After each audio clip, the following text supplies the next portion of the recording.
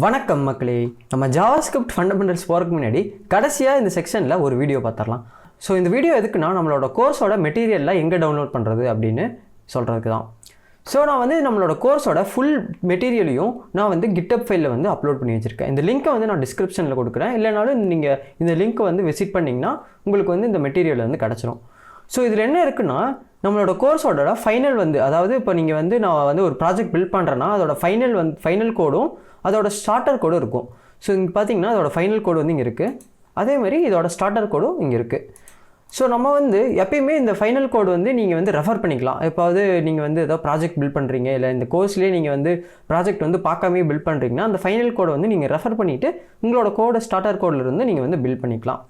அதுக்கடுத்து நீங்கள் final version of the project, நம்ம பில்ட் பண்ணுற ப்ராஜெக்ட்டோட ஃபைனல் வெர்ஷனில் எப்படி இருக்கும் அப்படின்னு பார்க்குறீங்கன்னா, இந்த லிங்க்கை கிளிக் பண்ணிங்கன்னா உங்களுக்கு வந்து ஆட்டோமேட்டிக்காக நம்மளோட ஃபைனல் வெர்ஷனில் வந்துடும். நம்ம என்னென்ன ப்ராஜெக்ட் பில்ட் பண்ணியிருக்கோம் அதோட எல்லா ஃபைனல் வெர்ஷனும் வந்துடும். அதுக்கப்புறம் நம்மளோட கோர்ஸோட இன்ட்ரோடக்ஷன், அதை நம்ம கோர்ஸில் வந்து என்னென்ன கற்றுக்க போகிறோம் அதை பற்றி எல்லாமே நான் வந்து டாக்குமெண்ட் பண்ணி வச்சுருக்கேன். இப்போ நீங்கள் என்ன பண்ணுறீங்கன்னா, இந்த கோட் அப்படிங்கிறத கிளிக் பண்ணிவிட்டு டவுன்லோட் ஜிப் அப்படின்னு இருக்கும். அந்த ஜிப் ஃபைலை வந்து நீங்கள் வந்து டவுன்லோட் பண்ணிக்கோங்க. ஸோ இப்போ நான் வந்து இந்த ஜிப் ஃபைலை டவுன்லோட் பண்ணிக்கிறேன்.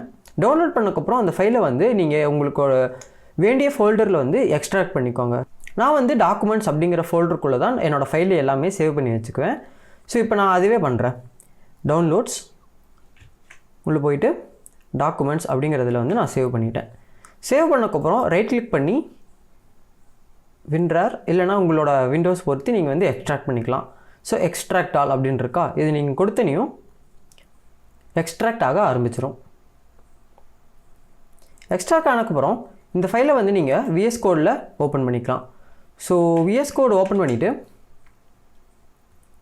நீங்கள் வந்து இப்போ நான் ஃபார் எக்ஸாம்பிள் ஜாவாஸ்கிரிப்ட் அப்படிங்கிற வந்து ஃபோல்டர் ஓப்பன் பண்ணோன்னா இந்த ஃபோல்டரை வந்து ட்ராக் அண்ட் ட்ராப் பண்ணிங்கன்னா அந்த ஃபோல்டர் வந்து உங்களுக்கு வந்து ஆல்ரெடி ஓப்பன் ஆகிரும். இந்த மாதிரி தான் நம்ம வந்து எல்லா ஃபோல்டரையும் வந்து ஓப்பன் பண்ணி நம்ம வந்து ப்ராஜெக்டில் பில்ட் பண்ண போகிறோம். நம்ம நெக்ஸ்ட் வீடியோவில் ஜாவாஸ்கிரிப்ட் ஃபண்டமெண்டல்ஸை ஸ்டார்ட் பண்ணிடலாம். அதாவது நம்ம கோர்ஸோட ஃபஸ்ட்டு செக்ஷனுக்குள்ளே வந்தாச்சு.